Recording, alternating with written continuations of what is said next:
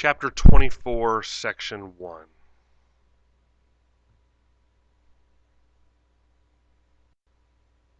In the 1920s, the economy was doing wonderful. It was doing fantastic.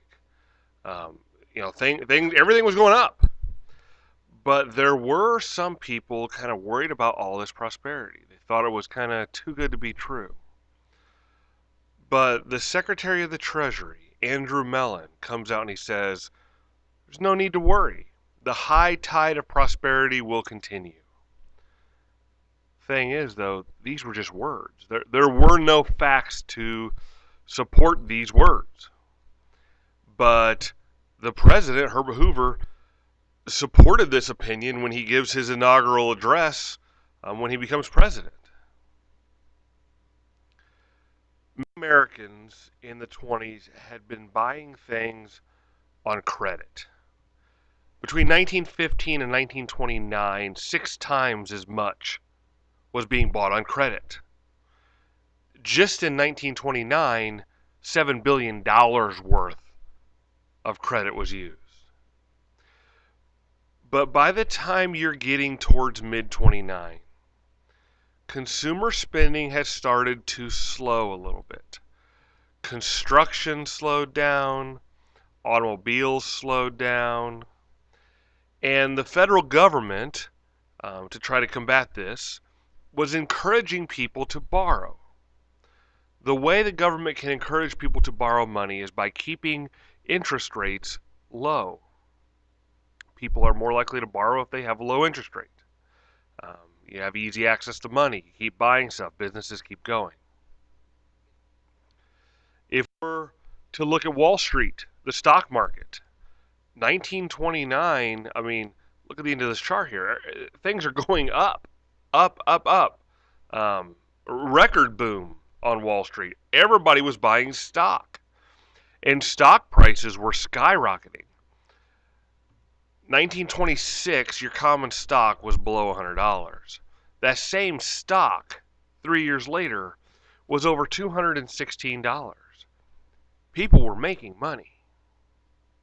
There's 2 types of markets in the stock market. On one hand, you have the bull market. The bull market is an upward trend in stock prices. On the other hand, you have the bear market, which is a downward trend in stock prices. Nobody in the 20s was worried about a bear market. We had a bull market, and they thought we were going to keep having a bull market. But there were 2 investor practices that were threatening the stability of the markets. The first one was margin buying. Margin buying is buying stocks with borrowed money. The problem here comes if your stock ever goes down, you lose money you don't have. Problem 2, people were what you could call playing the market. That is, buying and selling to make a quick profit. What this was doing was it was inflating the price of the stocks. They were selling for way more than what they were worth. There were some people that warned that the prices were too high, but nobody paid attention to them because people were making money. The Federal Reserve Board may have helped set the stage a little bit for this upcoming disaster. In the 1920s, the money supply was very inflated. The Federal Reserve controls the money supply. Money was worth a lot. It was easy to obtain. You could obtain it to buy stocks. Eventually, the feds are going to tell their banks, don't lend money for stock speculation anymore. But by the time they do that, the damage has been done. Foreign position of the U.S. is also going to contribute to this upcoming disaster. After World War I, the United States emerged as a major creditor nation in the world. People were borrowing money from us. Other nations owed us billions of dollars. The only way these debtor nations could repay our loans and continue to buy our goods was by selling goods in the U.S. Things they were making, they were selling here because Americans in the 20s, we had the money. But the U.S. is going to start passing some high tariffs, which is not going to make it easy for other countries to send goods here. For example, 1930 was the Smoot-Hawley tariff, which is the highest tariff in U.S. history. This means foreign companies had to borrow more and more money from the U.S. U.S. investors are hurt when these loans can't be repaid. And then once stocks start to fall, flow of money to foreign countries goes down. Foreign markets, they can't support our goods now, so U.S. factories shut down. So the foreign position of the U.S. was definitely a contributing factor to the disaster that was about to occur. So let's start October 23rd, 1929. On this date, stock prices start going down. So the next day, Black Thursday, October 24th, 1929, people are scared that stocks are starting to go down, and so they start selling their stocks and getting out while they can. People sold stocks in huge quantities. Thousands of people across the country trying to sell. The bottom falls out of the market. A group of bankers are going to meet at the J.P. Morgan and Company building, and they decide to use their millions of dollars to try to buy stock. Nobody was buying. Everybody's selling. By doing this, they help prices rally for a few days. But there's no way a small group of bankers can support the entire stock market. So that was Black Thursday. Then comes Black Tuesday, October 29th, 1929. A huge sell-off is going to drop the stock market even lower.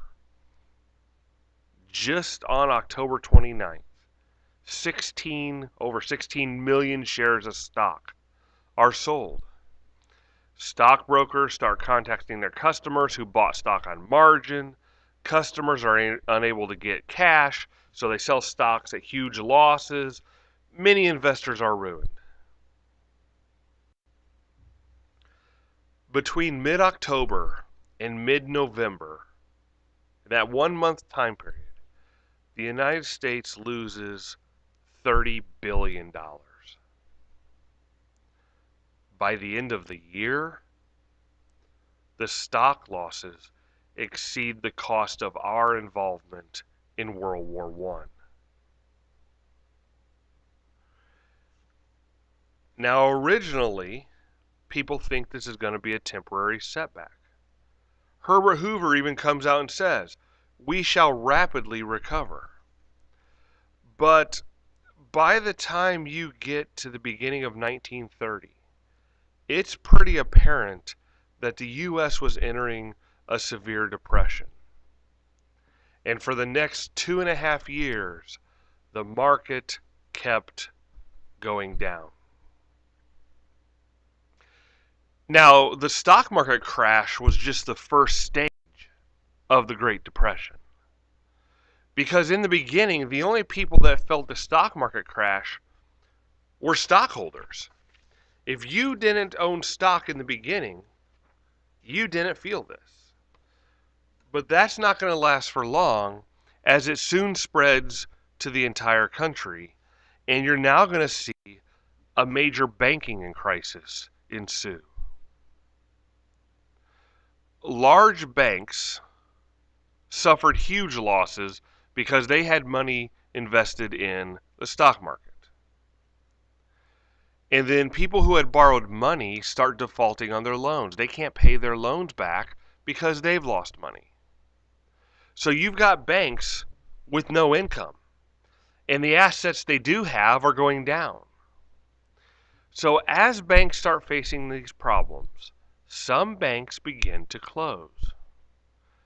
Because in 1929, most banks were these small, independent institutions.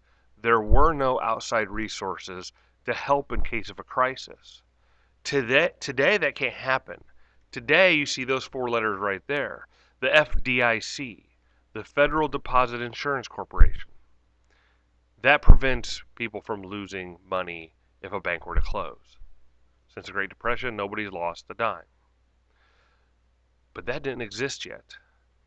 People see banks start closing. People are afraid their bank might close. People run to the bank and they demand all of their money out of the bank. Well, the bank doesn't just have everybody's money sitting in a vault in the bank. They can give back what they can, and then eventually the panic causes that bank to close. So more people see that, so they run to their banks. And more banks were failing as the banks were running out of money. American businesses are going to suffer. Many companies had already lost money in the stock market crash. People can't buy goods anymore. They don't have money. And so companies start cutting back on inventory. They start laying off employees. And eventually businesses start to go out of business. In 1930, there were around 26,000 businesses that declared bankruptcy in the U.S.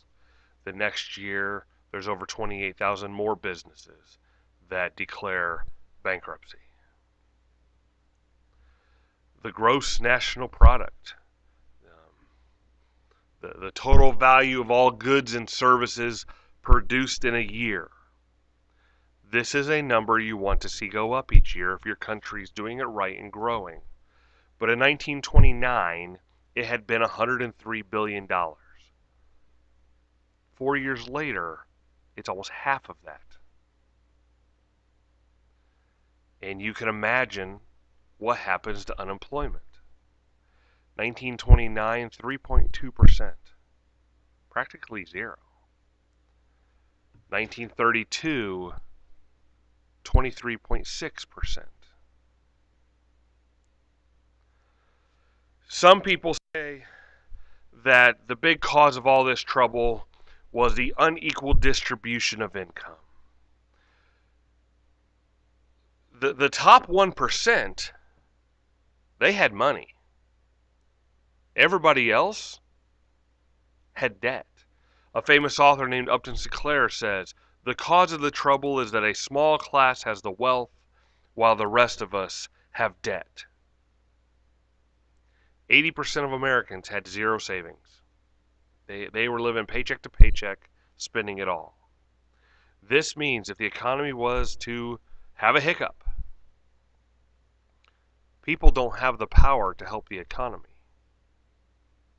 The 1% had all the money. They can't support the entire economy. People don't have the power. There's no more credit available. And so some people actually said, well, if people had better wages, there wouldn't have been a depression.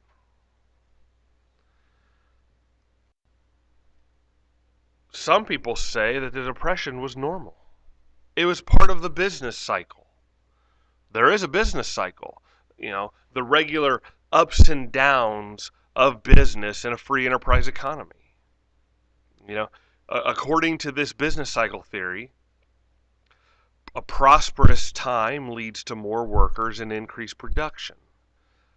But as you produce, eventually you're going to get surpluses.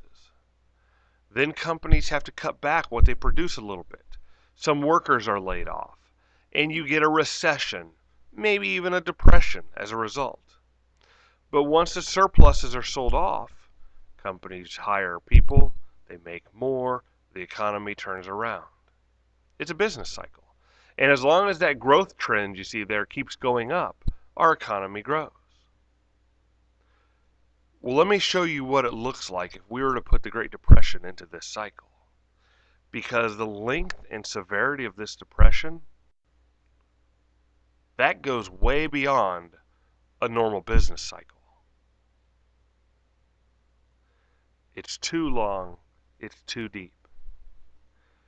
and this economic downturn becomes known as the Great Depression.